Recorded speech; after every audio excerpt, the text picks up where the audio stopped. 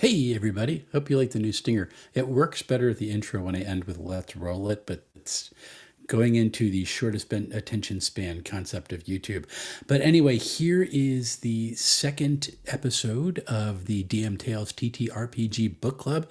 And we got a little bit of a change up this week because we had somebody had to drop out because of a family emergency and two people who are jumping in.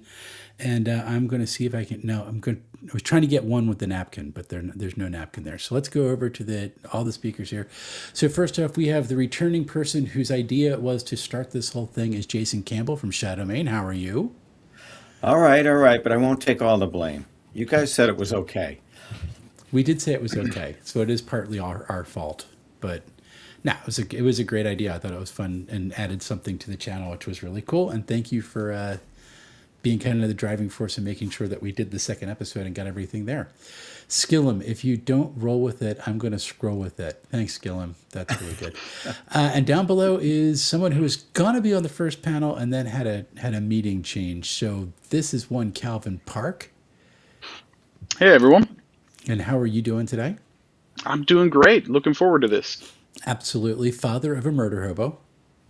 Yes. I will never let you live that down. The progeny is wonderful. His goal this year at EcclesiaCon is what? I believe he wants to be the first person to get a character on the Wall of the Fallen. So, yeah. What was his goal last year? I think it was the same The goal. exact actually. same thing. Yes. He is nothing if not consistent. So he's very good. We have Elise in chat. Hi, Elise. How are you? And then down below Jason, we have one Craig H. Tezrak. Now, Craig, we have a really interesting origin story. Where did we meet? We met in the Madison, Wisconsin airport coming back from Gamehole Con. And what did we end up doing? I spotted you and said, hey, I saw your videos on TikTok. And I said, hey, we're playing Streamline Super Heroes. And it's time to play. I was like, sure. And we sat down. And I had pictures of us playing in the like the waiting area in the Madison, Wisconsin airport. Yes, as a matter of fact, when I got up to go ask what the boarding status was, they're like, yeah, we called all 7 groups already. I'm like, okay. I'm glad you got home okay. Yeah. So this is interesting. I have played Shadow Dark. I'm looking at Shadow Main on his thing. I have played Daggerheart one session at Gamehole Con. I've not run it yet. Jason, what's your experience with Daggerheart? I have never played or ran it. So my entire experience is reading the book. And, well, I guess I watched the Age of Umbra mini campaign from Critical Role when it first released. So you got a little bit more experience than just reading the book, but you haven't played it yet. And then, Calvin, you have run it for a while. Yes, I've run multiple games, campaigns, one-shots with Daggerheart, and also played in a few. Awesome. Nice. And then, Craig, you also have run it a lot. And Eric's here in chat. I started running it when it first came out in June of last year for Alamo Draft House for their Dungeons and Draft House program. And then I am there is a company, an organization in New Jersey called Double Exposure. They run 3 to 4 conventions per year. And they have a corresponding nationwide program called Envoy, which is primarily for board games, but they're branching out more into RPGs. And so Darrington Press reached out to them. So I went to Gamehole Con to demo as a partner. You were one of the demo people? Yeah, I was one of the demo people, yeah. Oh, that's really awesome. Cool. That was where I played in that demo block. So last time we talked about chapters 1 and 2, which was the character-facing stuff for Daggerheart. We had some interesting things to say. And now we're dealing with the GM side of thing in chapters 3 through 5. So Jason, you're the one who led the conversation. Are you prepared to lead? Or am I just going to make Calvin do it and we'll let him sweat? It's always a mistake to ask me to talk because an hour and a half later, you guys want to get a word in. But yeah, okay. I have one of our comments. So if you join the DMTales Discord, you can not only talk to us cool people, but Wes has a channel where we talk about this for like the whole month previous to this episode. So we have a lot of Discord conversation going back and forth about Daggerheart comments. And I just wanted to throw this out there because it kind of goes back to last time and Okay. the book overall. From Tempest C, who's always in our chats, and said that we were talking about the art last time. And Mm-hmm. the comment is some of the issue is that some of the art was designed for the cards first and then moved to the book. And that's based on some other comments that about people not loving the art or thinking it looked like placement was a little bit weird and that kind of thing. I don't have a comment either way on that, but I thought it was a good point. Well, so that was one of the things that hit me in the first three chapters is that the I can't complain about the technique of the art because the art it's technically cool and it's really nice, but it was clean. And I used the image of the blacksmith who doesn't look like they've ever sweat a day in their life over the forge hitting something. I'm like, there's something off with this. So Chibi Tempest C pointed out that this was for the cards, and you blow that up, you don't need that much detail on the cards, which makes a whole lot of sense. But now I'm going, well, then why are you making that a full page image? Like if you don't need the detail in the small thing, why would you make it this big? Keep it as the quarter page where you're not going to be sweat some of the details as much. Just a little bit weird. But then I switched over into chapter 3, and Yeah. suddenly there was like grit and there was weird stuff going on. And I was like, where was this artwork in the first 2 chapters? Which is really weird because the art communicates something of the game. And so you're communicating 2 very different things to the players for the artwork in the 2 halves of the book, which was a little strange to me. But so I thought the artwork on the second half of the book was so much better than the first 2 chapters. It just because they took more risks with it. Yeah, Gavin, you got any thoughts? I think stylistically it matches. It looks like the same Hmm. person kind of painted them all, right? But you're right. In stages, it's here's a portrait of a man standing with a sword, and then in the next chapter, it's somebody attacking with the sword, an action shot, or as Wes pointed out, somebody sweating and getting tough. Well, I mean, like But this is I didn't have an issue as big an issue with it. like Yeah, that's a good that's the example though. beginning of like the GM section, and it's like, wow, Yeah. why isn't this in the first half of the book? Because suddenly there's dynamism that was missing. So that kind of messed me up a little bit. I kind of think So too, one of the things with the art in Daggerheart, which I mean I think is good. I like it, but at the same time, how do I want to say it? I'm not even sure exactly what word to use to articulate it, but in comparison to artwork that you might get in another TTRPG core rulebook, something like maybe Dragonbane or Shadow Dark, even, um, they've chosen to go in not sort of photorealistic, kind of very clean, uh, Yeah. yeah, kind of style. They've gone totally in a different direction, and I think to some extent that establishes more the character of the character of the game, the character of the book, in a way that Daggerheart seems much more. The artwork seems much more slick in some okay, ways. Is maybe the way to say it. yeah, it's Yeah. very clean. Yeah, and I don't think that's going to appeal to everyone, right? I mean, art is always in the eye of the beholder, but Yes, for that. Craig, you got any thoughts on the artwork as we were moving into this? I actually And was what are going to you take what are you eating? Can you share with the crew? oh, very ordinary ice cream. Is nothing really to right. Nothing much. I'm almost finished. Okay.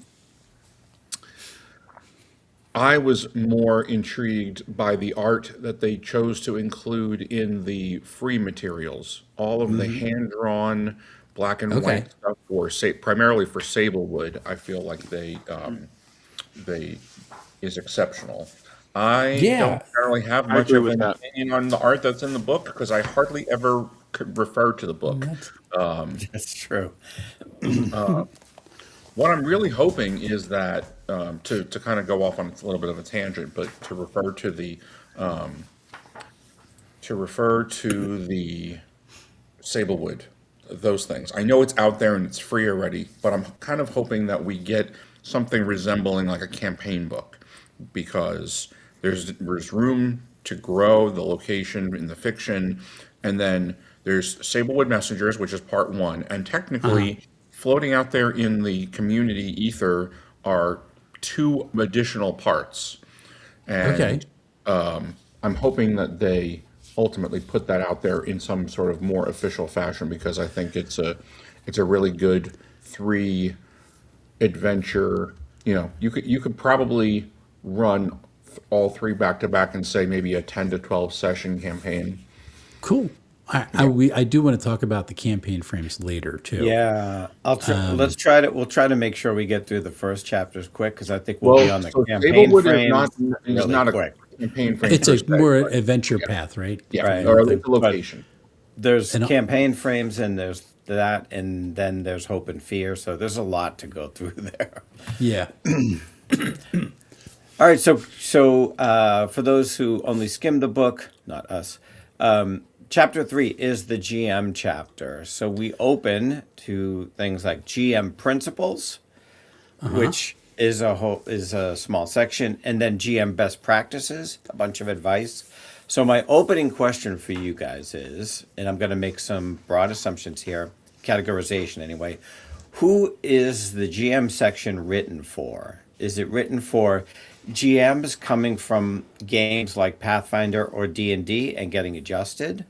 Or is it written for critters who might be brand new to running and playing role-playing games? Ooh, that's a really good question. It's a good question. I just don't really. I mean, I don't know what the designers had, what they had in mind.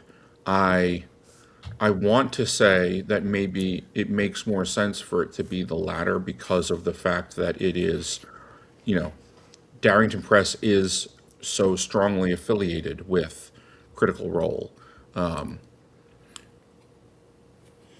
So I mean, Yeah, yeah. that would be the only thing I guess for me that would lean the needle more towards this is aimed at, maybe being an on-ramp to D&D, because Right. of the fact that it is less tactically complicated and tactically intricate.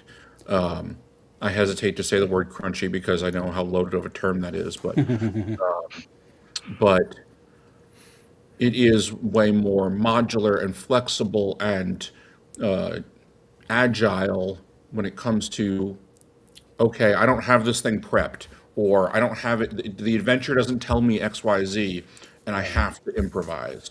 So I feel like it's easier on a newer GM as a framework for improvising than D&D or Pathfinder is for sure. Well, I think you're right, but I think Jason brings up a good question. And looking at the way that like the core GM mechanics are, I'm actually think it's more directed toward people who have played like Pathfinder D&D 5e. And it's the And reason this why is is a bit because of a loaded question because I sure. don't think there could probably not one answer. There's a lot I of think the answer there's a is lot of probably stuff in here. the So the yeah. answer is probably yes, but I'm looking at the core GM mechanics and just like the fact that they go out of their way to explain like the golden opportunity to where like, oh no, you're not waiting for some role or Yeah, someone to yeah. do something. Like no, this is a narrative first thing. If the fiction demands that you do something, you make a move.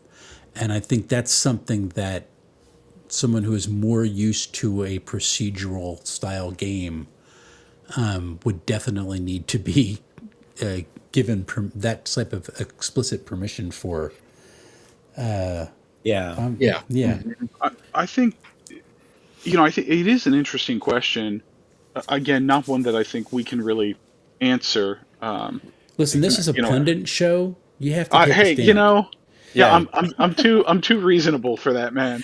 Right. Um, but I will Spencer say that Stark didn't answer our call, it, so it's up I to was going to us, say you know? that's right. We got to get Spencer and Rowan and and see what they say.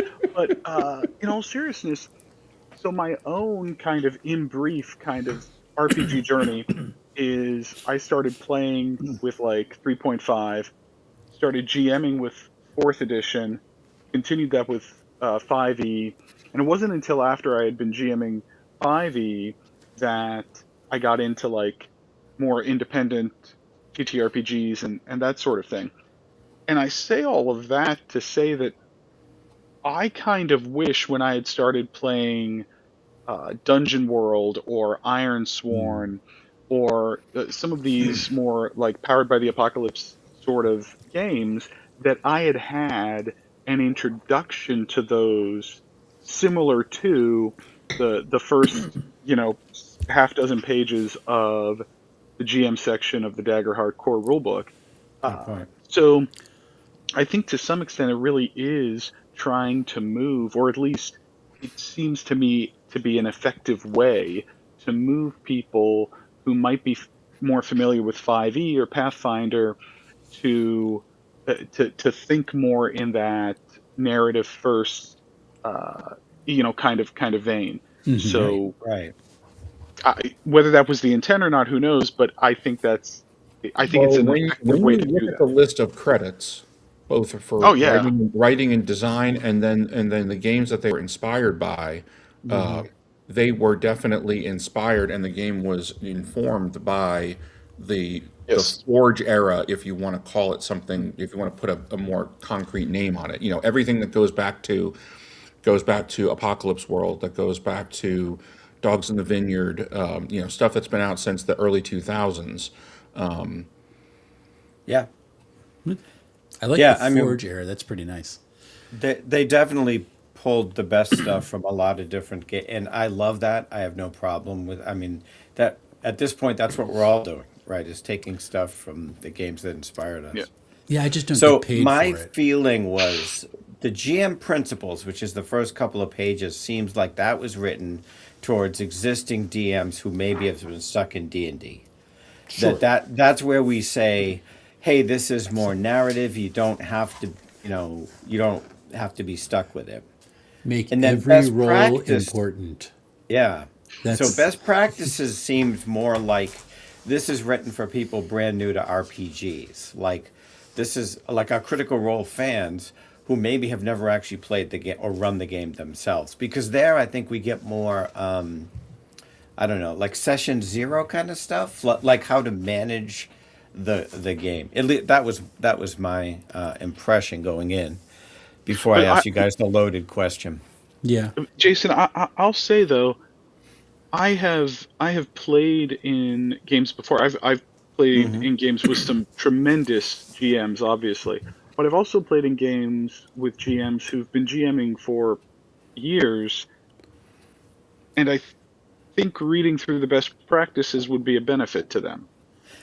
Like, you know what I'm saying? I Like, so absolutely, absolutely that both of these sections are great for everybody. I think Yeah, it's just yeah, they regardless may of which skew game one you way or the other, run. but it's mhm. good advice. So Uh, we do have a question from chat, which I think goes along yeah, with this. Is Daggerheart considered a gateway RPG? thank you, King Eric. Good job, Eric. Actually, I'm gonna go last. Go ahead. Wait, let me see what you Well, guys think. I'll start. I'll say yes. I think it can be considered a gateway RPG. I think it is a good example of a gateway RPG, and because, well, as a practical example, one of the demos that I ran at Alamo, one of my players said he had never played another RPG before Daggerheart before, and I'm like, good, because Hmm. you're gonna Hmm. get, I have run into people that have like, my first RPG was Blades in the Dark, or my first RPG was Oh boy, Wild really? Sea. I'm like, that just blows my mind, because like, I've been Yeah. playing TTRPGs for 35 years. So the people that have picked up more narrative heavy games generally tend to be, they don't have the baggage that comes with D&D. Yep. I mean, I think my answer to that question would, to some extent, um, I, I think the question is a gateway to what or from what. Mm-hmm. Mm-hmm. So, you know, I think the reality is the vast majority of TTRPG players, like it or not, play Dungeons and Dragons. Um, there are obviously it has the very long history. It's got popular culture behind it, Stranger Things, that sort of thing, and so I think the majority certainly play uh, Dungeons and Dragons. How many people who have had zero exposure to TTRPGs or zero interest in TTRPGs are going to find Daggerheart, pick it up, and this will be their gateway to TTRPGs? Sure, that's going to happen. I don't know how, like what. I don't imagine that's going to be a huge percentage, but I mean, who knows? I could be wrong. I think where it is absolutely a gateway is from Dungeons and Dragons Mm-hmm. to other sorts of TTRPGs, particularly toward more narrative focused Mm-hmm. TTRPGs. I've seen that, anecdotally in some of my own games. Though I will also say that some of the middle schoolers I run Daggerheart for just tell their friends, I I'm playing Dungeons and Dragons. It's And I'm like, no, Kleenex. you're not. Yep. Right? It's like Kleenex. Yeah, Yeah. exactly. Grand solution. Um, Yeah. right? Yeah. So I mean, they kind of know they're not playing Dungeons and Dragons. Like they see the core rule book and they understand they're rolling 2d12 rather than a d20 or whatever. But what they say is, I'm playing Dungeons and Dragons. Uh, so yeah. So I do think it can be a great gateway to more narrative focused TTRPGs. There's a Cool. lot of cultural sort of cachet that Dungeons and Dragons has, which I cannot believe I am saying that because 30 years ago I never would have imagined saying that, but here we are. We live in a strange world. So So I think you bring up a really good point. I think this could be a gateway because it's written very well. There is a lot of very good advice for first time GMs, and it's written in a way that if you're coming from another system or just coming into the role playing game hobby into this system, that you'd be able to pick it up in a way that, and we were talking about this last night, is like in a way that like picking up like Blades of the Dark would not be something that you want to be the first book that you read, because I read a lot of TTRPG books. I can't finish that book because it's organized weird for my brain. And I think there's so many cool things in the system, and I'm desperate to play it because I think it's a really good game, but it's not a gateway that way. This could be the chances of it actually being the gateway. Well, I also Not think that that, not that high. it also depends on how an individual player is introduced. Like, do sure. they, do they see it on the shelf at the bookstore, grab it, read it? Are they, do their Well, yeah. friends And are we talking about GMs or players? Yep, a that's where little bit I'm Because of at. both? players can gateway into this really easy. But the GM, it's not going to be the first game a GM runs. I think if they're coming in cold with no other Yeah, exterior that's influence. that was sort of, and my thoughts here are based on an assumption that I think Daggerheart, like any of our non D&D Pathfinder games, the main audience is going to be people coming from there, people coming from D&D for every game, even Fate, right? But but I think Daggerheart has a certain amount of people. I think that there are a certain amount of big fans of the show Critical Role, big fans of the Amazon Prime cartoon who have never played and may not know a single person who plays D&D and hadn't thought that they would like the game until their friends at Critical Role published a book. And for those people, so that's a different gateway than I'm Sure. coming in from another one. So I think it's a great gateway from either perspective. I think it would be a really hard book for a first time GM to pick up and read. It's 380 pages It is and long. it's pretty dense. And I think if I was trying to GM my first game, especially if I had never even played, I would start with Quest or Knave. I would start with something like that. But I think it's a great if you have a GM who kind of knows a little bit and has run a game or two or played a game or two before. I think it's a great first game to play, and I think you could see that because of the emphasis on things like cards, right? The little fold over guide to how to use your character sheet. It's Just way ahead of most games in that way, you know. Yep.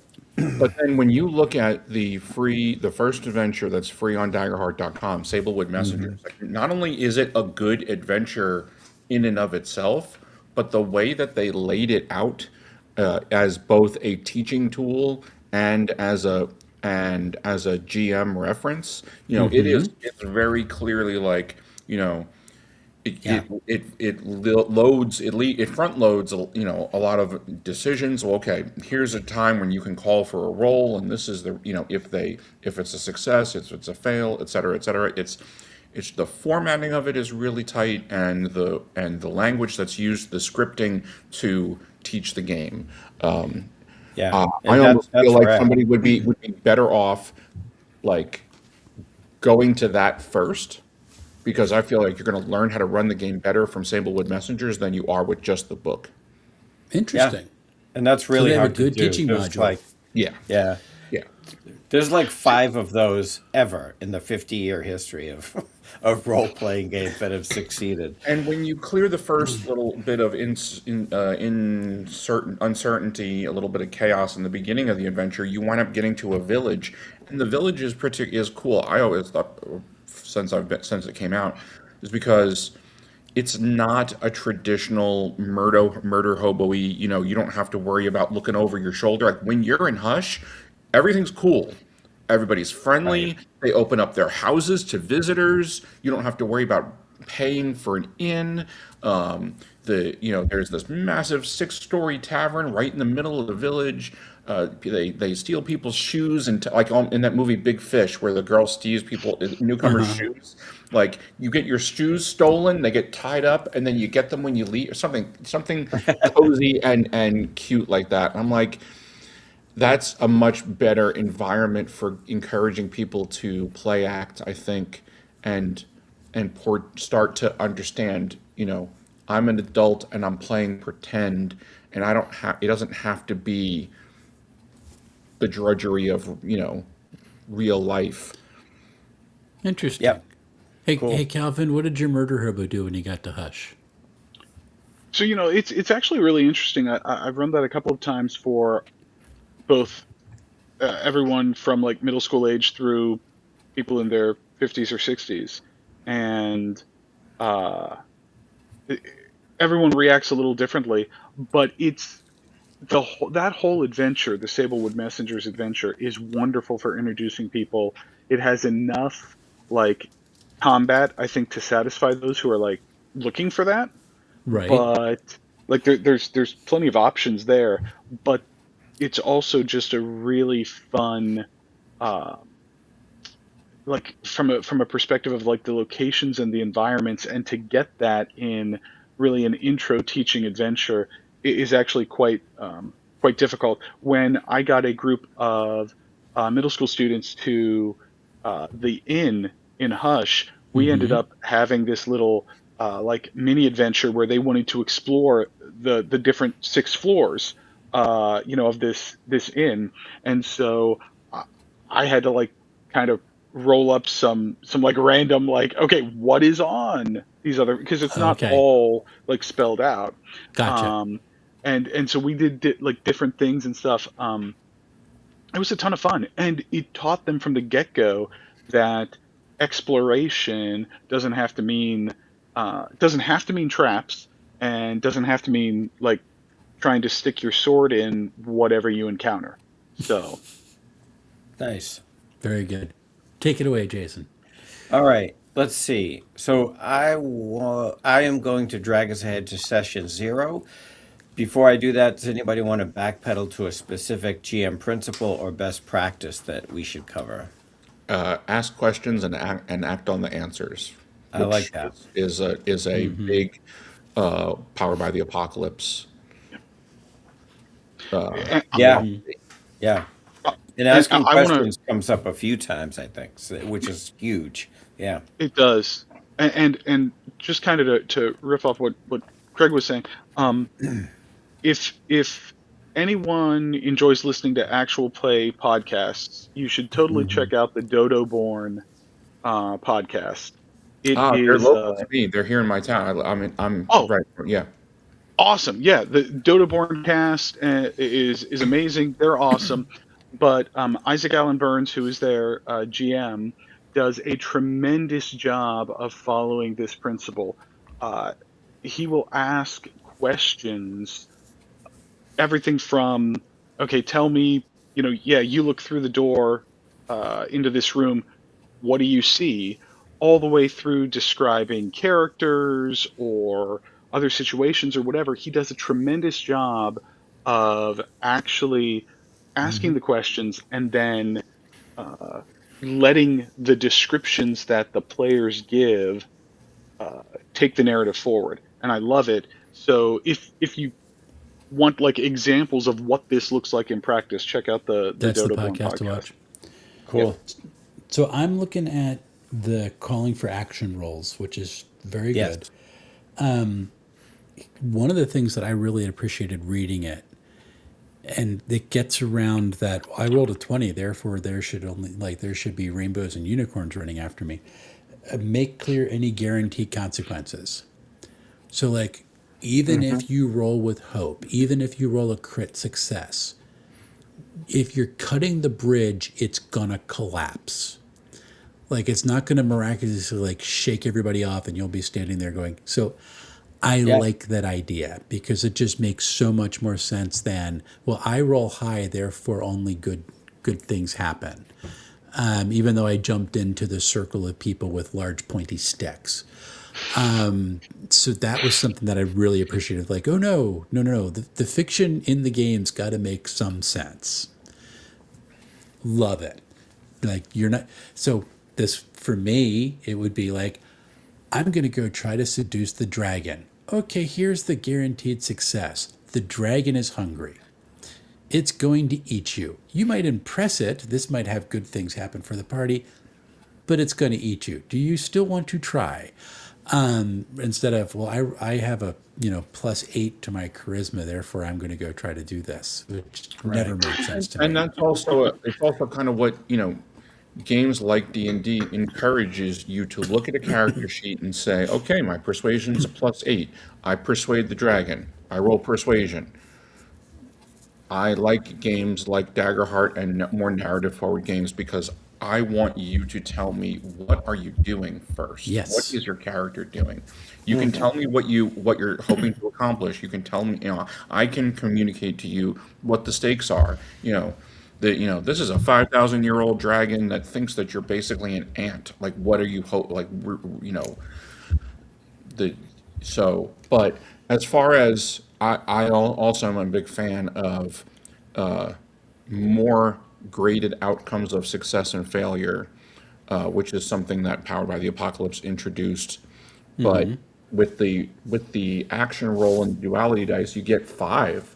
You get Yeah. you know Yeah. soaring best possible success from the crit and worst possible failure from the fail with fear. So I like having the space to be able to, have that inform, okay, well, yeah, you didn't do you did not accomplish what you wanted to, but it's not as bad as it could have been. Yep. Or, yeah, you accomplished this, but you reach to your quiver and you realize that Oops. you're out of arrows. Like, I don't have to worry about tracking ammo because I can just tell you, hey, you know what, you're out of arrows. Like, as long as it makes sense in the fiction. Hmm. The fiction has to make sense internally. I do Yeah. like that. Right. So, Right. Makes sense. yep. So there's a pretty lengthy session zero description in here, Hmm. which I think kind of harkens back to the beginning. What is a role playing game is pretty good, and there's a lot of the GM principles. So this is, explaining what it can be and how you could set it up and that kind of thing. If you're, I think if you're a proponent of session zeros, and I am, you probably run into the a little bit of pushback from certain types of players, right? Why do we need that, No. etc. And so there's a little bit of that defensive part written in here, like, hey, you need to do this. Not just you need to do this, but here's why, right? Here's why it's important. I thought it was good. I mean, I think if you really hate that kind of thing, you could skip it over. You know, nobody's going to force you to Yeah, read but those I don't think that pages. anybody is served by skipping session zero because No, no. No. it's not just the safety tools discussion. It's the okay, who's going to bring snacks discussion. It's the what time are we meeting. It's the where are we meeting. How often are we Absolutely. How long playing? are we doing You this know, for? do And we what have an idea of campaign length? I played in a campaign, in a D&D campaign recently that went for an entire year, and honestly, I think that if everybody at the table was happy for it to go on for 5 more years, it would just keep going along. But never a discussion about how Yeah. long are we going to take to finish this? How many, what time frame are we going to say at 6 months? Like, communication is important. I think you're absolutely right. in a And game about shared fiction, communication's important? You're talking crazy. yeah, you know, I think in social media where we're kind of limited to how many words we could put in some post or something, we've come a lot of people have equated safety tools with session zero. And I love Which safety is tools. I'd be nowhere teasing. without them. But you're absolutely right. Like in my session zeros, I ask them, "Oh, we have 5 players. How many players can be absent before we call it, right?" 100%. And then I ask every player, if you're absent, do you want me to run your character? Do you want us to narrate that your character's not there?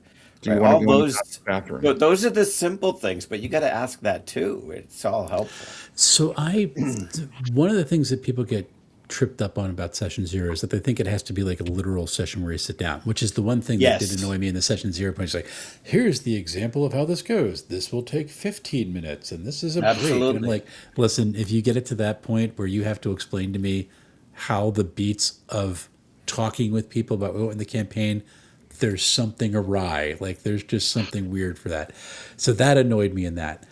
But we've got Discord, we've got text messages, we've got hanging out at the coffee shop. Like that conversation can literally go on for weeks, and it can happen informally. Yeah, Just talking with people as you're pointing out, because that's all a session zero. Because all session zero is establishing boundaries of relationship, which takes place as we do it. So, in some respects, the longer a session zero is and the more varied the communication styles are doing a session zero through all these various media that we use, the more clarity we're going to have about what people want from the game and what we want to run. So, like, I have never had a sit down and do like Monty Cook's like intake like I even hate that term. Like, here's the intake interview. I'm not doing counseling. Like, we're playing a game. yeah. So like, but I've sat down with people and like, okay, this is what we're going for. This is where we're what we're talking about. Okay, and then can we play this day? Cool. How and someone will ask, well, how long are we going to play? So I have all that cognizant in mind as we are, working towards stuff. So session zero becomes this amorphous, important aspect that is like ongoing because it even if something happens in campaign, it just you have to deal with it again. So Yeah, it's session zero continuously is going not a on, monolith. It's not a, okay, we've Yep. done session zero and now we never talk about it again. which Like, is why saying that you can do a 5 to 10 minute break is a really stupid thing. That just Well, really but annoyed me. I think I giving will people, say I that don't think there's anything wrong with giving people a template. I Like, know I hated it. Other I people got found that it well, really I funny, mean, yes, useful. you I yeah, yeah, hated yeah, communicated it. very clearly how much you yeah. hated it.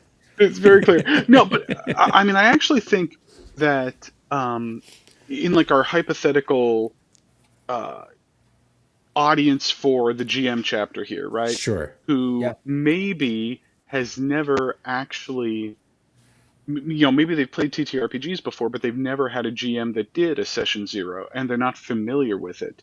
in any Sure. way, shape, or Right. form, right? They've never experienced a session zero as a player. I think having that kind of template, even down to the like, okay, yeah, spend 10 minutes on this, spend 20 to 25 minutes on Yeah. this. It kind of feels a little silly whenever I'm like reading it, because I've done it before, Mm-hmm. as a GM and as a player.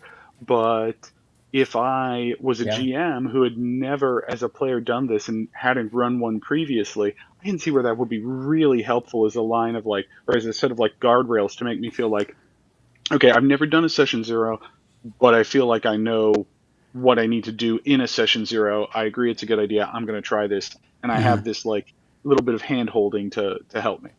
Yeah, Yeah. I it's one of think those things where I can concede that it's useful and still go, but I hate it. Like this is well, really useful and people are going to find it valuable, and I hate it. I think this is a really comprehensive, in my opinion, description of session zero, such that probably none of us, including everybody in the audience, everybody watching, none of us need all of it, right? No. But all of us need some of it. So it's there to toolkit to do, what you to take what you need, I guess. Well, yeah, I think, and also you need the session zero, but you also need to say, here are the tools that we have that we can use during play, like X card Yeah. or script change, where it's like it's okay for us to say maybe that didn't go the way everybody thought it would, or maybe not everybody's not happy with that. Let's rewind. Mm-hmm. Yeah. Or let's pause and let's explore this, or let's stop and take a break. Open door policy. I think at least acknowledging that the tools that are there will give some people more comfort. And I have had direct experience with a safety tool issue in all the time that I've been playing with safety tools, literally in the Tuesday night online campaign that I played in, where there was a massive, pretty substantial expectation mismatch, and it didn't I did not see that it could be an issue, and it was very interesting. Okay. Cool. Moving ahead, there's a pretty decent section on fear, which makes sense considering how big a deal it is for GMs in this game. Mike, but I have a question. So you're starting to get your stack of fear tokens or whatever Yep. you're using, right? Hmm. Hmm. So you've got your you got your little stack of fear tokens. That's great. Do you spend them based on what assuming we're in like a conflict, probably combat, right? Do you spend them based on what is strategically advantageous to the adversary, or do you spend them based on like the beats of the story? So the pacing of that micro pacing of that scene, So in like if you're going to spend them all up front, is that because it's a better tactical thing for your adversary, or because things have been going well and I want to make an exciting beat in this story? For me, Back. hey, Wes is back. Hey, My internet went wonky all of a sudden. I don't know what that's. I got to run a hardline over here. So Yeah, so for me, I tend to handle fear spending with like what I would call the rule of cool. Uh, so yeah, I actively kind of try not to think about the tactics of, unless like the NPC is the sort of NPC that would think about that. Um, oh yeah, right. but but I'm generally speaking, I'm trying to do what's going to feel um, cool, fun, what's going to keep the pacing of the scene what Okay, I feel like it needs to be. So I'm more on that side. Um, Also, I will say, when I first started GMing Daggerheart, I had a tendency to have this pile of fear, and then when I got to combat, I'd start spending fear, right? Because adversaries in combat have abilities you need to spend fear to activate, or sure. if you want to spotlight, a second um, second adversary. You need to spend a fear to do that. Different things like that.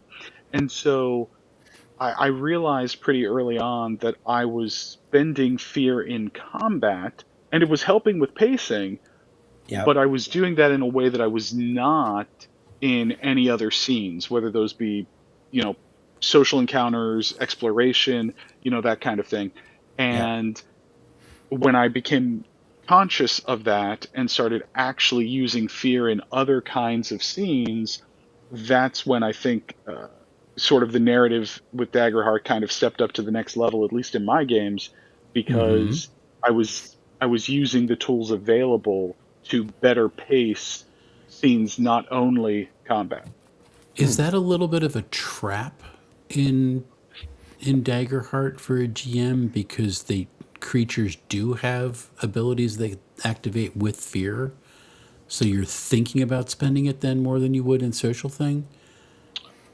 I think it can be. I think the reality is there are adversaries that are meant to be social, and they Yeah, also have fear abilities. That environments have fear abilities. that I was my think, next question. Yeah. yeah, yeah. I think for me, frankly, it's probably just more that combat. You know, combat feels different often in a lot of systems. Even if you take something like, say, Shadow Dark, very kind of OSR sort of thing, combat Mm-hmm. still feels different than all the other stuff we do. Sure. Um, and maybe it doesn't necessarily feel more threatening because when I play Shadow Dark, I feel threatened when I step through a door, or enter a hallway, or do literally anything. Yeah, as So, one should. Yes. right, but Maybe that's why I didn't like it. yeah, well, there you go, there you go. But yeah, so I think Daggerheart wants us to really see all scenes as Equal. kind of the same, as equal, Yeah. yeah. Yeah. Yeah. Uh, but my default is probably not quite there yet. I think that's more a me issue than a Daggerheart issue. Interesting. All Okay, right. cool. So, Craig, do you have any I philosophy think for I how think you the spend fear? I think the buildup of fear is what dictates the pacing at my tables. Okay. Because very frequently, because I don't hide anything. I don't hide roles. I don't have a GM screen. I don't hide how Mm-hmm. much fear I have. So my players will be like, "Yeah, he's having fun stacking up his fear." I'm like, "I sure am," because that's part of my job. And so I generally will, okay, I have a bunch of fear I can spend. Now I know I can do something because I'm not a big proponent, even though one of the rules as written things about fear is that you can interrupt the players. Yeah. I am Mm-hmm. generally not a big fan of that. I would much rather give them situations and then have them react and then have that possibly lead to something they have to contend with. But the pacing is the buildup of the fear, and I can do things like I can spend a fear to say, well, you hear a rumbling in the distance, Mm-hmm. and I can give them a taste of, okay, we need to be worried about that. It's incredibly flexible, and it generally works the way that I need it to work. And as far as fear is concerned, I mean, the game it hasn't even been out for a year yet, and I'm still, Right.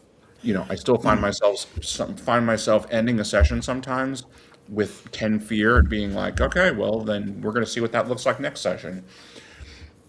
Yep. So I'll give that's you. something. No, go ahead. Oh, I was just gonna say I'll give you an example of where I got to use fear in kind of a cool way that was not necessarily tied to a specific ability, um, and wasn't even necessarily like a pacing issue. I'd had my party had fought this kind of uh, sort of secondary villain in the campaign, antagonist, a vampire, and they had defeated this vampire in the combat, but they didn't really do anything to end the immortality of the vampire, right? So there's no stake in the heart, there's no holy water, there's no Sunlight. decapitation, sunlight, none of that, right? And so I'm kind of hinting at some different things to them, and they're not really they're not doing anything, and they're just kind of conversing, right? And so I reached forward and picked up 2 or 3 fear tokens, and kind of put them back in my bank, and their eyes got huge, right? And they're looking at me and they're like, wait, what is about to happen?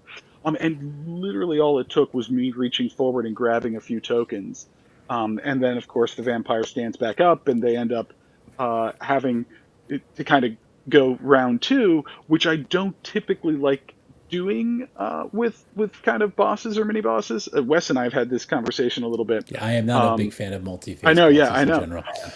But this was not necessarily a planned multi-phase boss, but it ended up working out so well because I could just sort of improvise a fear move here based on what they were doing, or in this case, what they were not doing narratively. And I love that. Yeah. Love that. That's That's a interesting, 'cause great point. Jace, one of my notes in reading the book is Yeah. on improvised fear moves. It's like, does this break the game itself by doing this? And Calvin his example showed me that it absolutely does not break the game itself. Yeah, Because that works so- perfectly. I hadn't thought about what sort of Craig and Calvin are saying, is that if I'm using fear to elevate the tension, I could do that by spending it for some epic move and like taking out one of the PCs. And now the tension's elevated. But the tension's pretty elevated if you know I've got 8 fear tokens and I haven't used them yet, right? Like- There's this sort of subtlety that isn't there in a lot of other games. You I start think. juggling them in your hand, like Yeah. just moving them around. Yeah, flipping a coin. It's great times. Yeah, So for my that's interesting interesting. games, I have some really. I have poker chips that are clay filled, and they make a very satisfying clickety clack when you. I love it. when you splash the pot. I have old All right. tokens from the Hershey arcade from Hershey Park that I use. Nice. I like the idea of fear, and fear is very much akin to threat from a 2D20 system. So Yeah. my Yeah. brain has gotten 2 examples of this now. Yeah, I even So think that Modifius was referenced as a credit. I think they yeah. were. Yeah. But and what you talked about, Craig, you don't like to interrupt players. Coming from Cypher, that's something I enjoy, because Cypher's got a whole ethos about breaking the narrative to kind of give a little nudge to see what people are going to do in that moment, and you give them a reward for it. So it's something that I really enjoy. Now, what I do like to as kind of an alternative is I like compels and fate. Because I Okay, like I don't know that. What's that? fictional circumstances. So you have, fate has aspects which are narrative tags, a lot like experiences in Daggerheart. But in Daggerheart, there's only the beneficial side of it. But fate rewards people for coming up with double-edged aspects, because Okay. to invoke an aspect is to get a benefit from it, but the GM can compel you and say, hey, I'm going to dangle a fate point in your hand. If you take it, you've got to act within the tenets of the aspect that would make the situation more complicated. Okay. Yeah. Cool. I don't So that's- necessarily like I don't like the needle drop of kind of GM interruption. I've never been a big fan. Cool. Well, see, here's the thing. I like spending fear or threat, depending on the system, right, in order to ping the narrative in a way that reverberates, or that changes the situation because people weren't paying attention, or maybe they thought that was too much of a cakewalk or whatever's going on. I love that. That's something that I love about Cypher System with GM intrusions. It's one of the things that makes the game really, really fun. And it's interesting because I don't like that type of beat breaking or rhythm breaking between the players in 5e with legendary moves or legendary actions. I hate them. And it's really interesting because I like it in Daggerheart, Cipher System, and 2D20, and I just can't stand it in 5e. And I think the main reason is the whole reason why legendary moves exist in 5e is to artificially extend an encounter Yes. by making it look like the boss is really big, when really they're just a big sack of hit points, and this is just making them look like they have more hit points than they actually do. Whereas in Daggerheart, I'm literally freaking people out because, like, why is he juggling the 3 tokens? Why is he doing that? I don't understand. What's going on? And To sometimes me, it increases adversaries or immersion. environments are designed in such a way. I have not taken my own stab at writing anything homebrew yet. But sometimes people will bake it into the adversary or the environment and say, hey, you can spend 2 hope to do this, you can spend 3 hope to do this. But ultimately, there will be people that will be comfortable enough, and the people have been playing together long enough where the GM can grab 3 fear and people can be like, oh crap, that, like, yeah. Right. Yeah, it's All awesome. right. We are almost an hour in, and we haven't got to chapter 4 yet. So I think we need to Go. flash Please. ahead to chapter 4, which is adversaries, which is our word for monsters, creatures, bad guys, the people who oppose your hero's actions. First thing I see, I that hit me was, what do you guys think of the battle guide, the math part of sort of balancing, setting up encounters? It's Um, it's for those who haven't read the book yet. It's kind of like D&D, except it makes sense. Um, Oh my! And uh, anything makes so much but more sense but it than is like challenge math. rating. It is an equation to Mhm. solve. So what do you guys think? Do you, uh, or do wait for Calvin and Craig? Do you even use it when you're setting up your encounters? I do, because there is a Mhm. utility called fresh cut grass, which is a critical, Yes. I forgot about that. Yeah. Okay. and it does the math for you. And so it will, like, I'll search the database and I'll be like, okay, I'm puttering, building up an encounter, and it'll be like deadly. And I'm like, "Ah, I really don't want it to be deadly." And then maybe I'll cut down I'll adjust the quantity, or I'll adjust the scaling, because it uses the guide in the book for scaling adversaries up or down by tier. Like Yes. if I see a vampire, I one thing that I wish was is that things were not quite as locked into the stat blocks as the way they are. Like, Mhm. if I see a vampire that's tier 4, I don't care that it's tier 4. If I want to use it with my level 1 party, I'm going to use it with my level 1 party.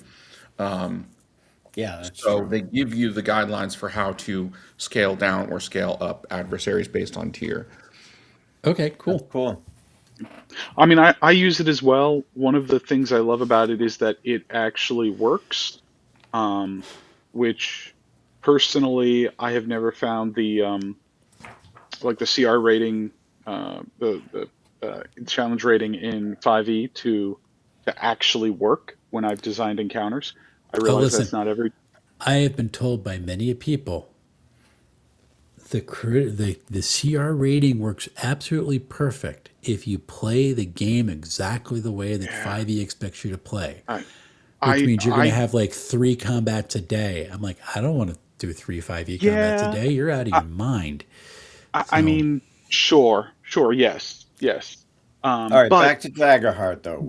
yes, Daggerheart Back to I'm saying, but Daggerheart. it works. works if you play It it the way works. nobody plays the game. Um, Right. Go ahead. Go back to Daggerheart. Thank you, Jason. the only thing I would say is that I think I wish they had named solo adversaries Hmm. something else, because Mm-hmm. they are not, and it explains this in the core rulebook, but Right. intuitively, you see solo, you think this is a solo monster, Yeah. um, or a solo Mm-hmm. adversary. They're not necessarily that. In fact, most of the time, if you try to throw a single solo at even a tier 1 party, it's not going to work. And the Okay. battle point system explains that, right? Because if you have, 3 times the number of PCs in combat plus 2, so if you have 4, uh, you know, adversaries, 14 battle points to work with or whatnot, then obviously 5 points for a single solo creature is, so the math doesn't work out.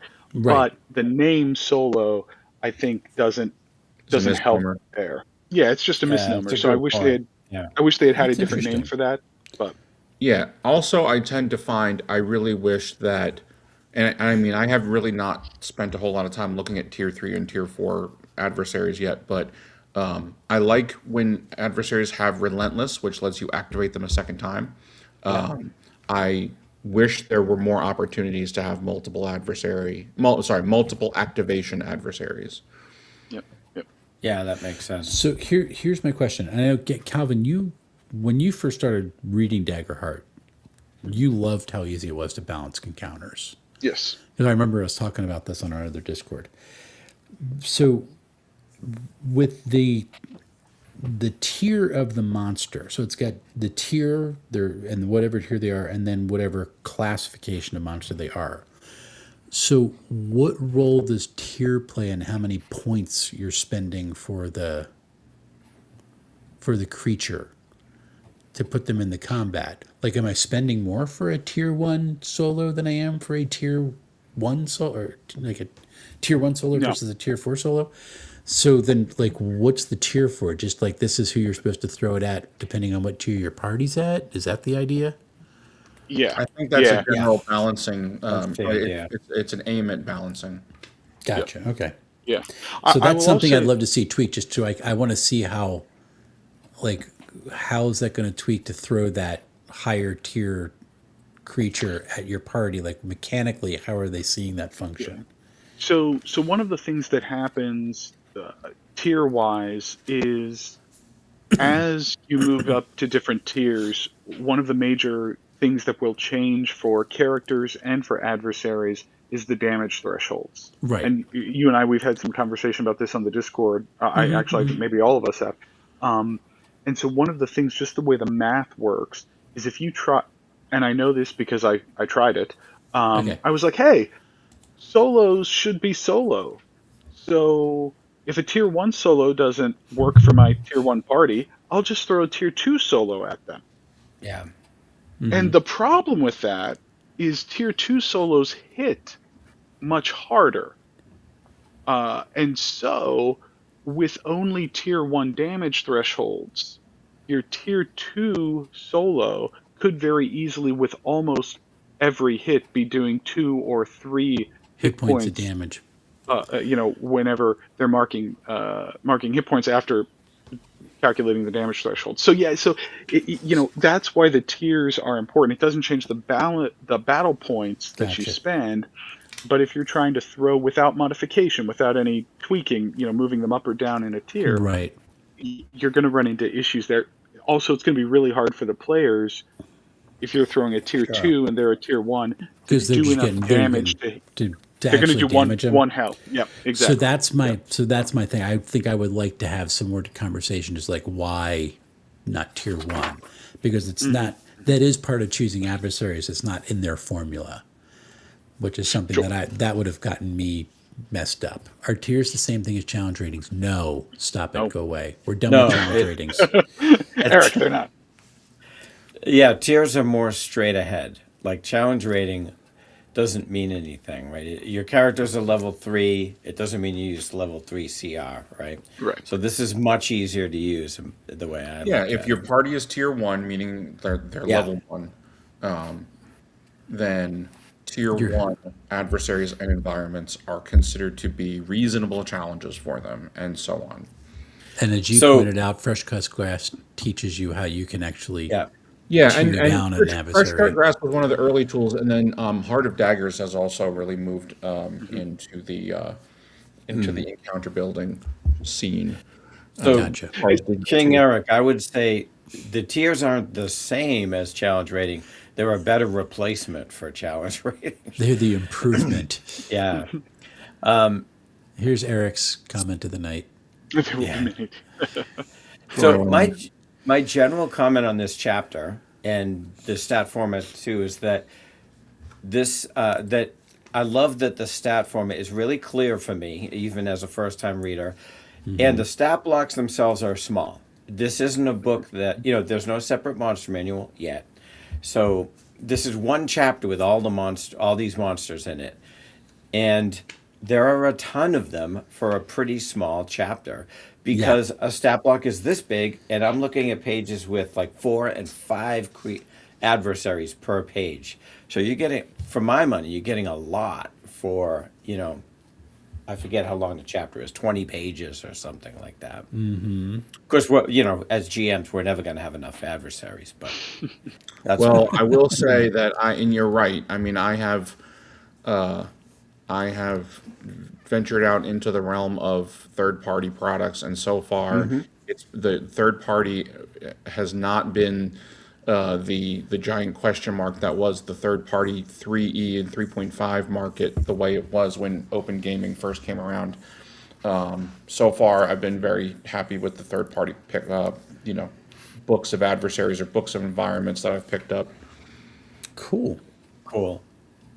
Yeah, I like the stat block. It's easy yeah. to read. Yep. I got to say, at the end of the adversary chapter are a bunch of adversaries who are not creatures. They're environmental adversaries. I absolutely love this. This is one of those, everybody should steal this and do it in their own game.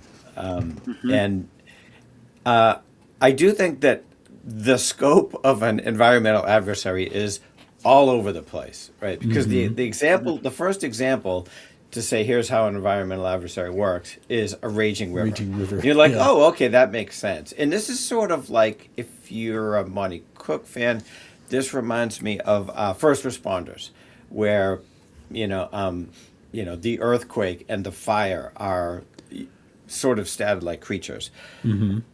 But then some later are like an environmental adversary. One of them is like a haunted town. I'm going, okay, that could almost be a campaign frame, right? Yep. But it's interesting to see that. I think those are all viable. That's actually not I guess don't look at that as a critique because you've got the small one scene ones, and you've got the ones that you could spend all session in. Outpost town, bustling Yeah. marketplace, haunted, abandoned battlefield. And Yeah. you know what my favorite? There's an environmental adversary called Tavern. Or Yeah, Tavern local something. tavern. And that tavern answers the question that all new GMs have. Well, we start in a tavern, and then they sit around and go, the players go, what are we supposed to do? And the GM's like, I don't know, do something. This tells you, here are things that can happen. Bar fight, like make this environment, make the tavern act on the players. And But let one of them the things that I react. like about Daggerheart is, and Yeah. I wish that there was more of a mechanical benefit to it, because I feel like it gets established at the beginning of the campaign and then kind of forgotten, is connections. Yes. Yeah. I would like to see connections handled more like Dungeon World bonds, where Yeah. you gain experience.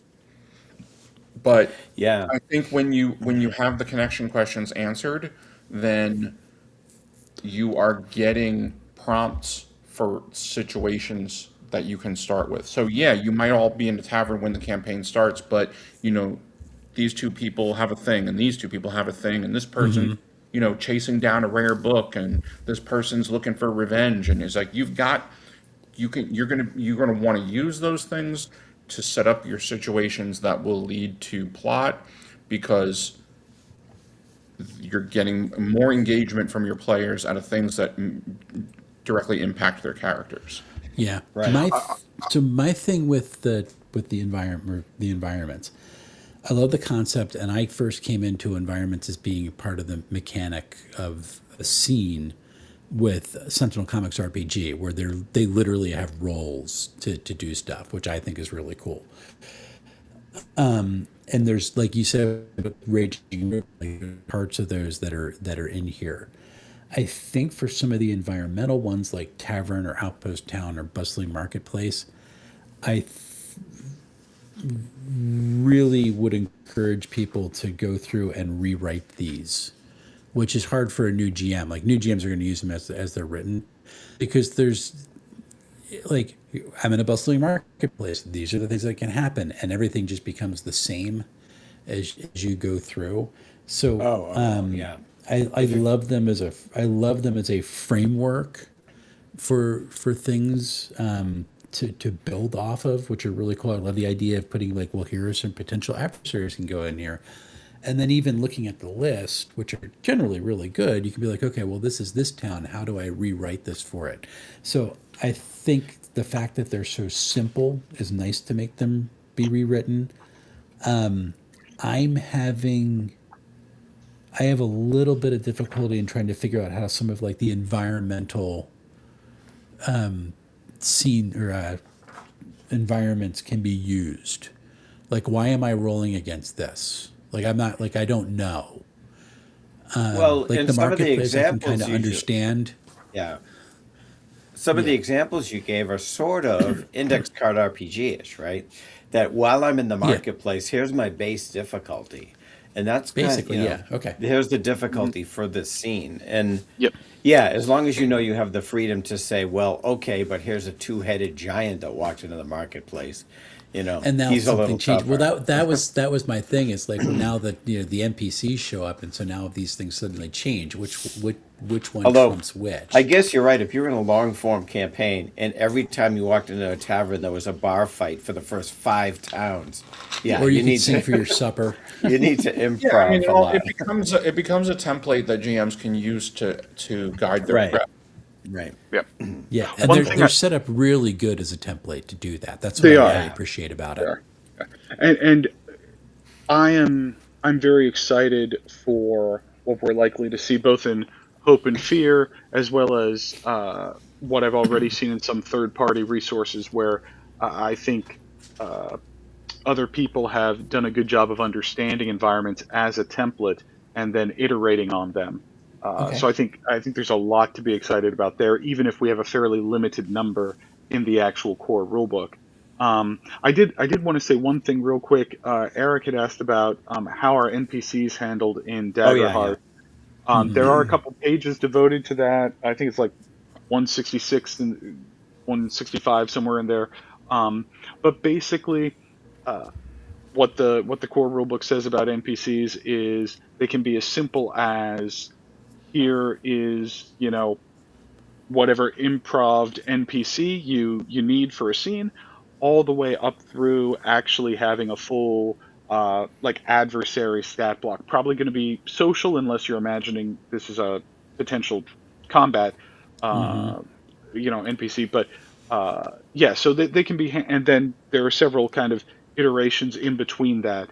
So kind of a sliding scale. I think pretty similar to how many other TTRPGs that maybe have the same sort of heroic feel to them as Daggerheart are going to handle NPCs. Yeah. And I think that's a great point, Calvin and Craig, that the book was only ever going to be this number of pages. Here's the minimum environmental that we have, knowing that Yeah. Darrington was going to have a license that would allow third party, and right, this is a great place to, wow, if I can do these 10 or 20, here's 200 more, right? Yeah. Because yeah, Right, and I think you can get as specific as, you can have your outpost town, and then you can go so you could laser focus in and on having sure. separate environments for separate outpost towns for villages, fishing village, or for your Yep. you know your big water deep sized metropolis. Um, Yeah. Yeah, my struggle with it isn't that how many we have, because I think the templates are really good. I'd love some more advice on how to use them. So I'll Sure.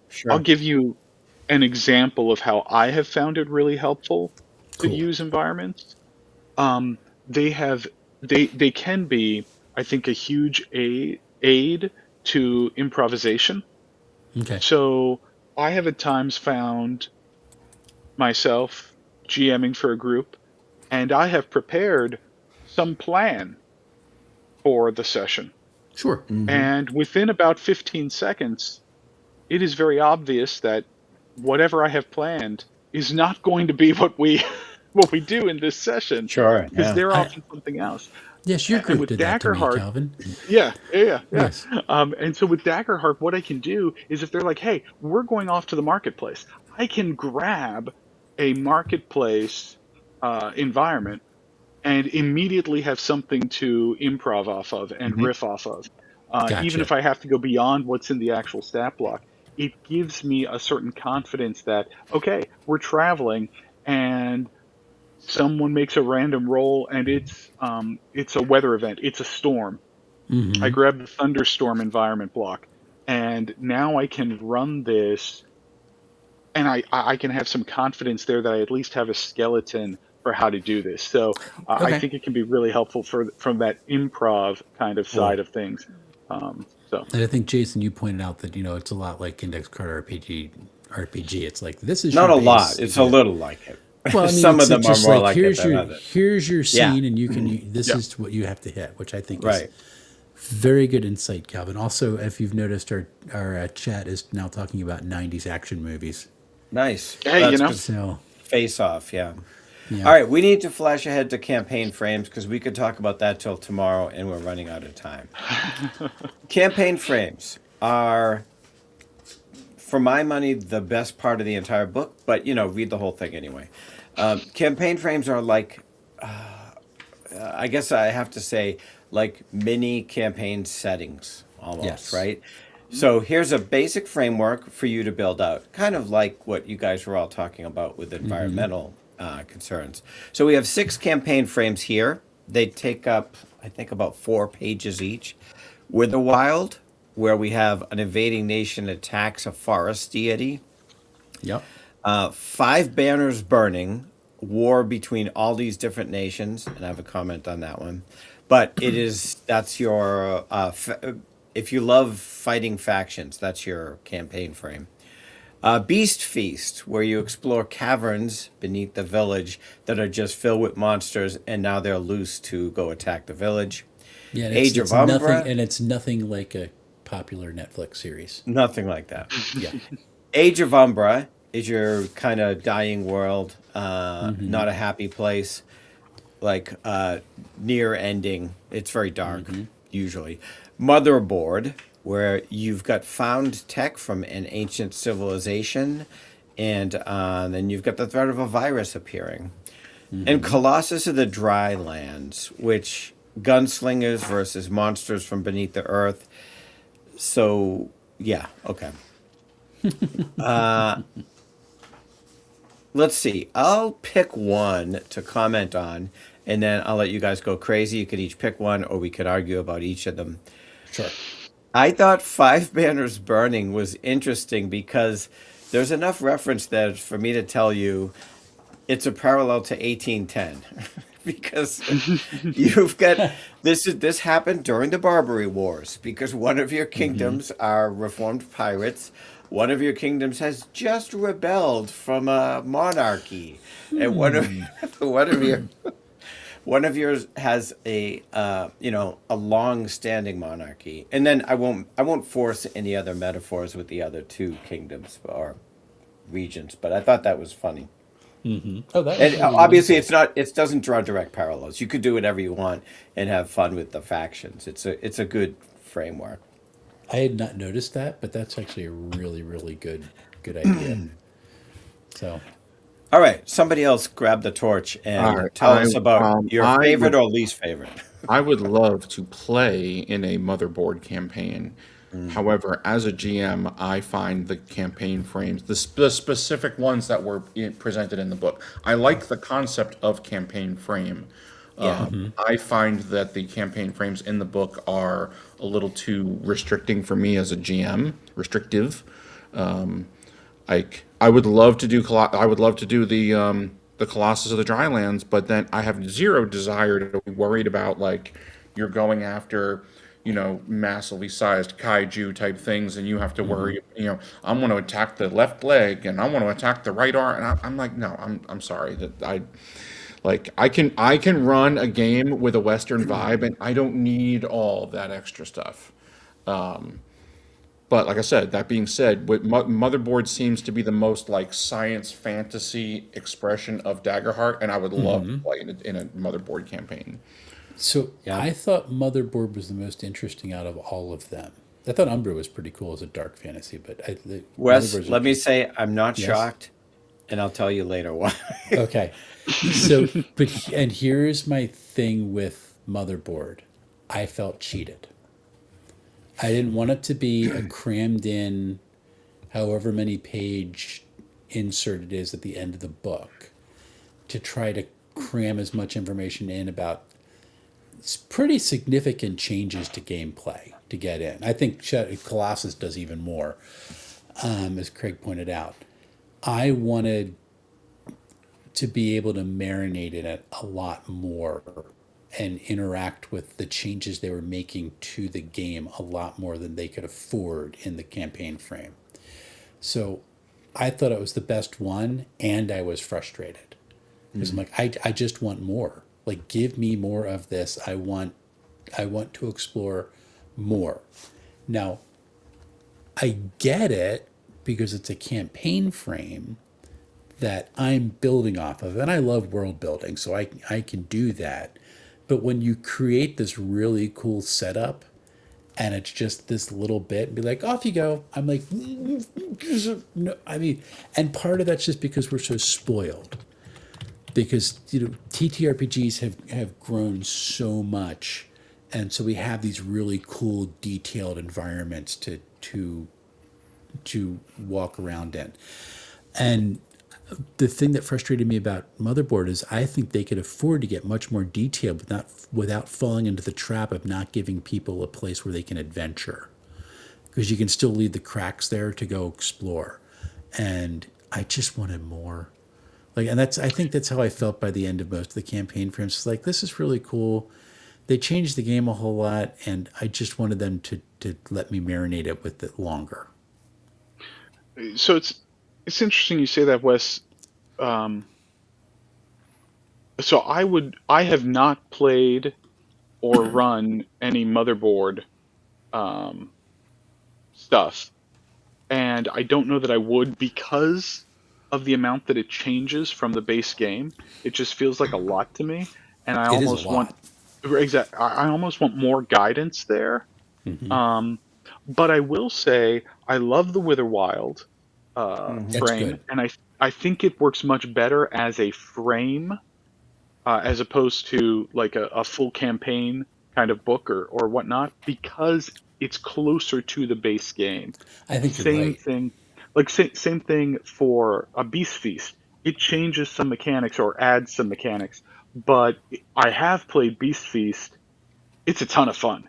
I'm Like, not shocked that you played Beast yeah, Feast. no, you shouldn't be. You shouldn't Not be at all. shocked.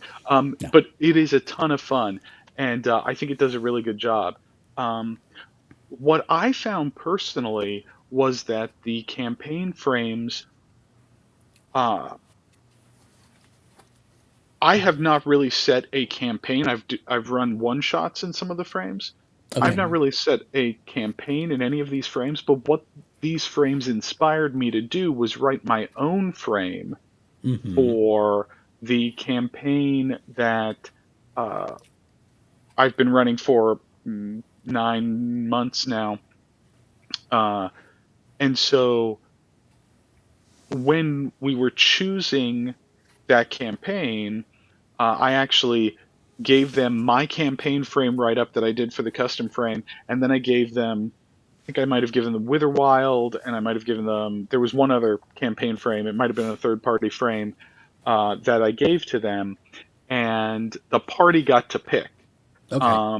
I was very gratified that they chose my campaign frame. But like, to me, that was part of what the real benefit of these were.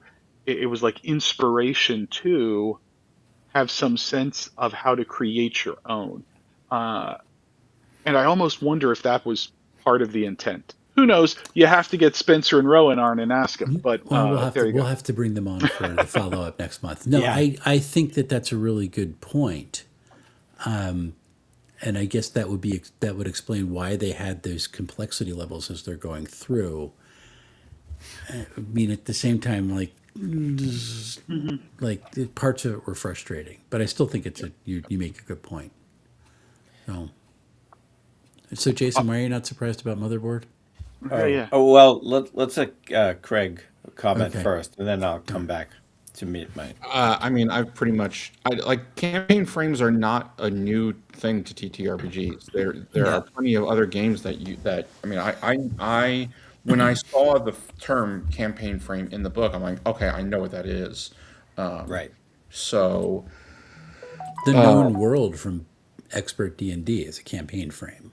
I right, mean, really. right, Yeah. yeah. Ravenloft is a campaign frame. And even in terms of when you go back to 2E and you look at the box set and where it introduced like fear and horror checks, like it was, it was expanding on the core rules at the same time as providing you with a vibe. Well, yeah, but it was also a separate product. No, I know, Yeah, so that's the main difference. So, but it was considered the demiplane of dread, so I always got the impression that like They, you yeah. could come into it, the mists could grab you no matter what setting you're in. right, So okay. But as far as campaign frames in Daggerheart go, I don't know. I mean, I'm there. I am leaving it open for myself to be inspired by ones that come out later on, and if I like one enough, maybe I'll run it. But um, I I feel like I've been running games for long enough that I can be like, okay, here's what the campaign's about, and people can decide whether or not they want to play or not. Yep. Makes sense. Yeah.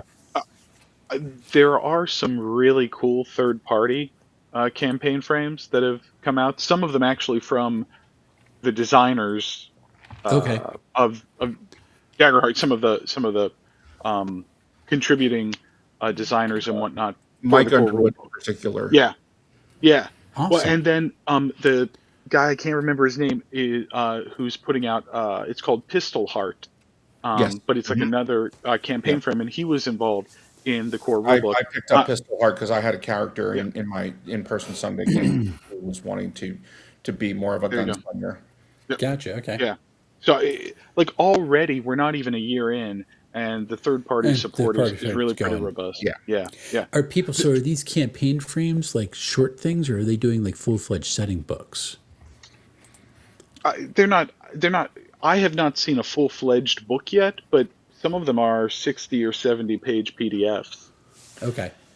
But that's, So, I mean, I more think that's substantive. because we're only, what are we, 10 Yeah, months in at this point? exactly. Because we know that in July last year or Gen Con last year, they announced that Keith Baker and Jen Ellis are writing a world, which is going to be more than a campaign frame. Yeah, So the Gotcha. yeah, Pistol Heart Volume 1 PDF is 13 pages. Yeah. Gotcha. Okay. yeah, yeah. And maybe that was the purpose, sort of like what we were talking about with environmental, that here's some campaign frames for an example, go write your own. Gotcha. Maybe they were like, hey, if any of these gain steam, we'll hire like James Introcaso to Yep, go flesh yep. this out to a full. Well, okay, Introcaso's a bad example, but Well, you know, the other thing I'll say is I think sometimes I know I've done this in looking at the frames in the book. I think I've underestimated the amount of creativity that can still go into the frames. sure. And so what Sure. I mean by that is Five Banners Burning, really cool concept. And when you read it, I think you get this idea of kind of this complex, interweaving kind of stories of different things and very kind of serious tone and kind of all of this. The actual play podcast I mentioned earlier, Dodo Born. If you listen to season one and then try to realize that it is set in a Five Banners Burning frame, it kind of blows your mind a little bit because it's a comedic kind of at times lighthearted, but also dramatic kind of actual play. And whenever I realized, oh my goodness, they've set this in Five Banners Burning, I was like, you can do a lot more with this one frame than Then I was initially giving it credit for. gotcha. So, you know, I think that probably applies to more than just Five Banners Burning. Gotcha. All right. So the reason I'm not surprised, Wes, is, and I'm gonna call out inspiration here. Please note this does not mean any of these campaign frames are copying anything else. But when I read Motherboard, I was like, this is like Numenera meets Duskfall. It's Absolutely. very you're replacing more or less found magic with found tech from an ancient civilization.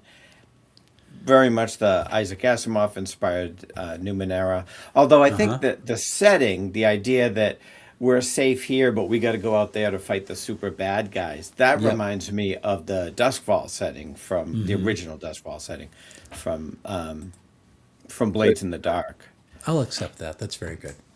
Colossus of the Drylands is funny because I'm like, oh, okay, Weird West, but no, then these giant kaiju, right? And I'm like, I don't know if you guys remember this because it's a real deep cut, but it was a movie, I think very early 60s, a monster movie, right at the end of the 50s weird Western craze called Valley of Gwangi. And No. this movie was literally cowboys going out to fight like a T-Rex. And I'm like, Oh oh, gosh. that's what this is. I need to find this. It's funny. I need to find Yeah, it's this. stop motion Yes. animation, the Love same, it. yeah. Sinbad the Sailor. Yeah, good. Good stuff. Love it. All right, so we have come to the end. You had final thoughts on anything? I'm really looking forward to Hope and Fear. I know that a lot of the content is going to be from the Void, but it'll be nice to see, you know, the feedback. I'm sure they got feedback from playtesting, from people that use the stuff I have used. I actually I really want the opportunity to play a warlock in Daggerheart. I think the warlocks in Daggerheart are a million times more interesting than than just the blaster mage that the warlock has always been. The emo, my patron. I've always had I've a, I have I've never always played in had, a I've always campaign with anyone like that, Greg. Not at all. Warlocks have always stuck in my craw, but the Daggerheart Warlock I really like. As a matter of fact, I built a PC that is basically what if this Star Wars character of mine were a Daggerheart character. Hmm. So I made him as a Dracona Warlock because he's a bounty hunter, and in Star Wars, the Trandoshans have this whole mythology around the scorekeeper and everything. I'm like, this is the perfect template for a warlock patron in Daggerheart, and I thought it worked fantastic. That's So awesome. I'm really looking forward to Hope and Fear. I hope they put more than just the void content in there. The more the merrier. Cool. Calvin? Yeah, I mean, I'm also looking forward to Hope and Fear. There are a lot of third-party products coming out as well, and then there are future products that have been announced that I'm really from Darrington that I'm really interested in when it comes to Daggerheart. I think uh, I really like that it's kind of heroic fantasy, but done in a more narrative first Mm-hmm. kind of way. Love the way it puts an emphasis on characters and connections and backgrounds that you just don't get in, at least rules as written, you don't get in, like say, fifth edition or Pathfinder or that kind of thing. Mm-hmm. And so really, really enjoy those aspects of it.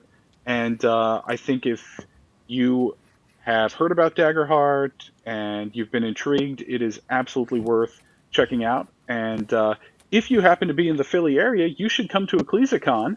And on Friday night, you can play Daggerheart at my table. I think there are a couple seats still left there. So yeah, you should do that.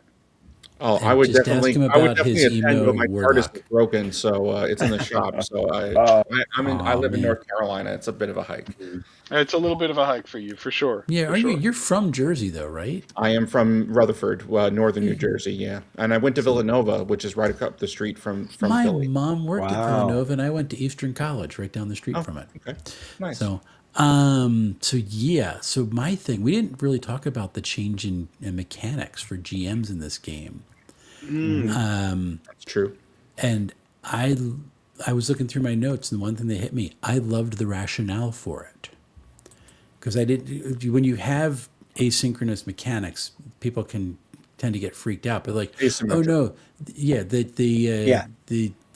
D20 is more swingy, so it's just going to give you a whole bunch of different situations that you're not going to get with an even curve on like a 2D12. Went, oh, that was really kind of cool.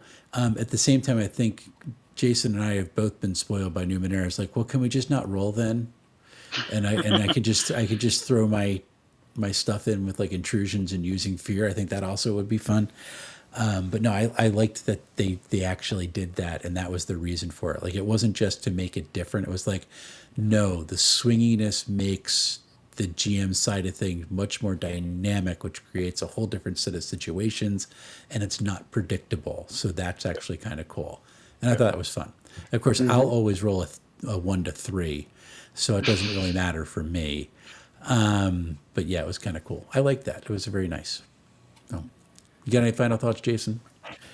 Yeah, I think, of course, I haven't played it yet, even though we've been talking about it for 2 months. I think, so personally, some of you guys know this, it's probably not my game, but that's much more about me than the book. I think it's a really well-designed book. It's just that I've been skewing towards much simpler games than this. And this kind of walks that line.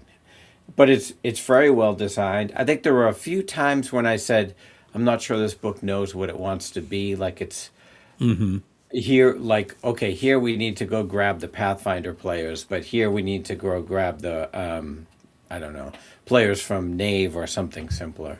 But Yeah.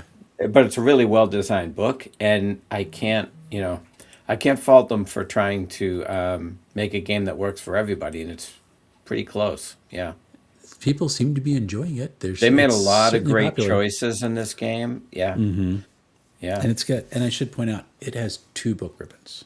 It does. I mean, that's a It does. That could have been our entire review, right?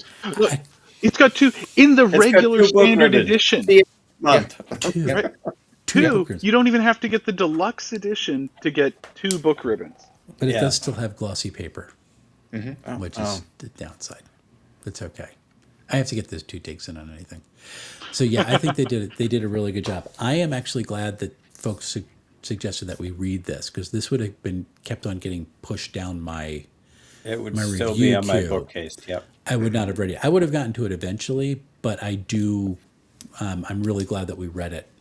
I think there's some really cool things in it, and I absolutely would play this game again. I don't know if I would run it. King Eric. Glossy paper makes it slightly harder to read if you're old like me and Wes. There's glare. It's the glare, man. I don't need. It also my, makes your book slightly thicker, but well, that's the whole thing. Is That's fine. People, They- is glossy they paper did it. lighter than nonstick? Because standard paper's got to be thicker anyway to take the ink, right? Well, it's Yeah, the but then you- thickness. It's the thickness, but it's the coating.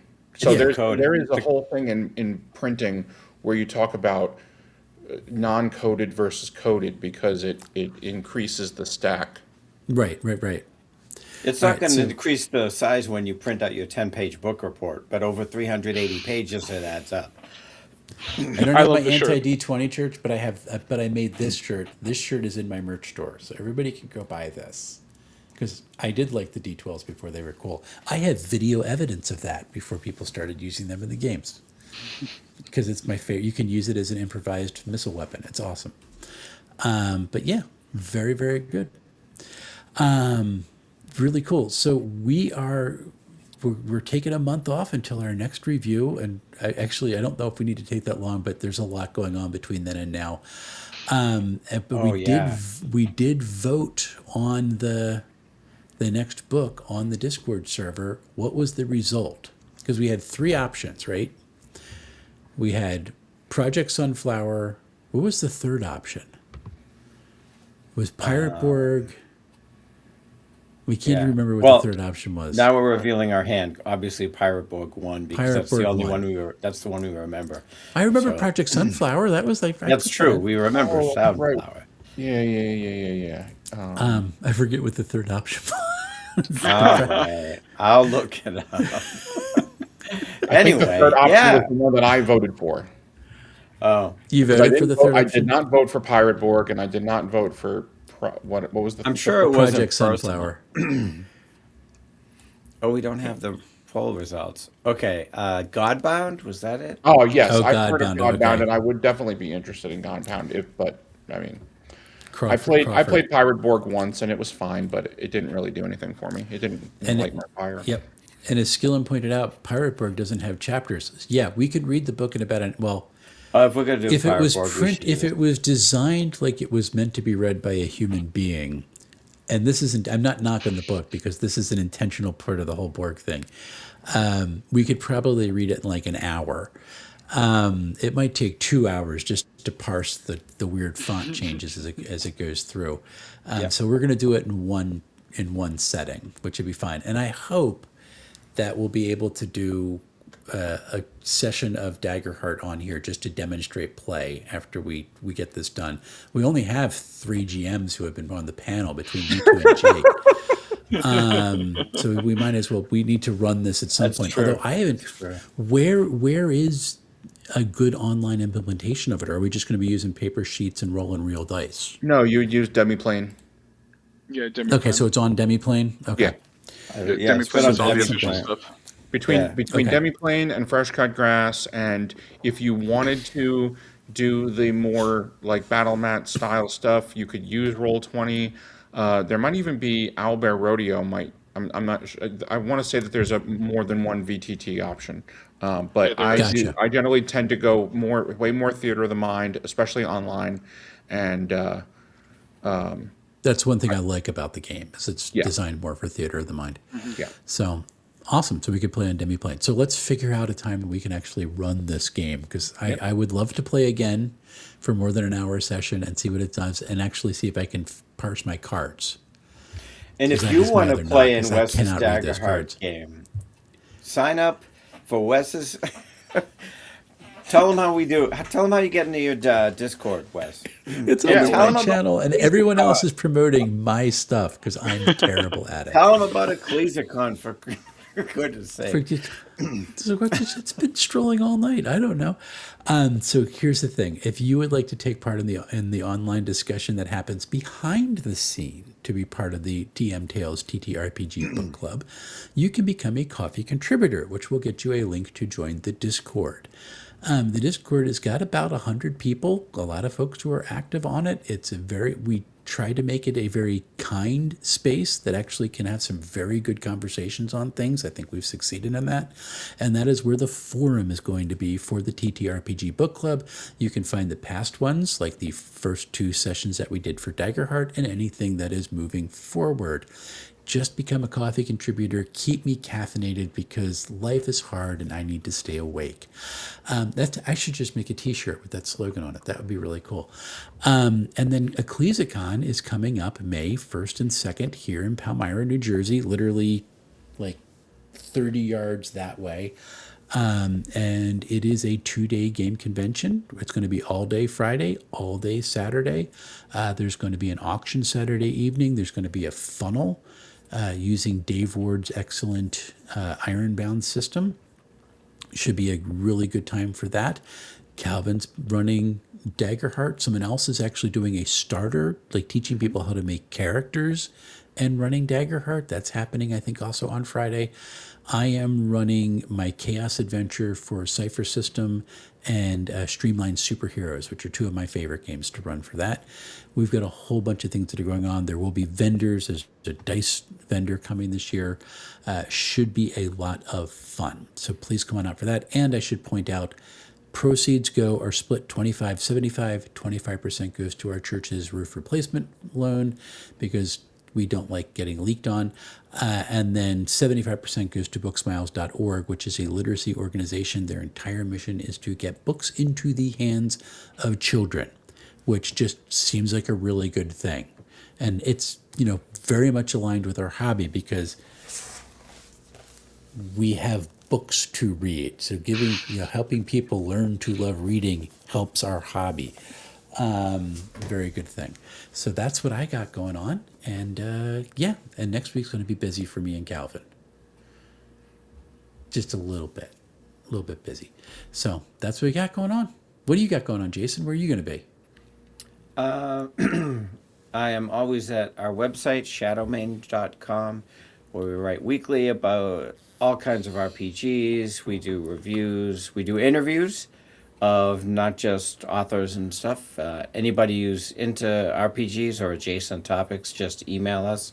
You can find the email at shadowmain.com. This weekend I'll be at PAX East if anybody's in Boston. It's going to be crowded in Boston, but yada, yada, yada. If anybody's in Boston, come by Alexandria RPG Library and play some weird games I'm running. Awesome times. Very, very good. And we will be back next month with yet another edition of the DMTales TTRPG Book Club. I didn't even want to put my channel name on it, but someone, actually I think it was you, pointed out there's already a TTRPG Book Club. So we had to differentiate to make There it was legally one. distinct. They're long gone. We're the real ones. Who cares about those people? So, folks, thanks for watching, commenting, and doing stuff. And Skillum, when you replace the roof, are you going to start raising to raise the roof? The roof has been replaced. We are raising to repay the loan. So the roof has been raised, man. Now I just got to pay it off. Nice. Guys, stick around so we can say goodbye after stream gets over. But for everybody else, until we see each other again, happy playing, everyone.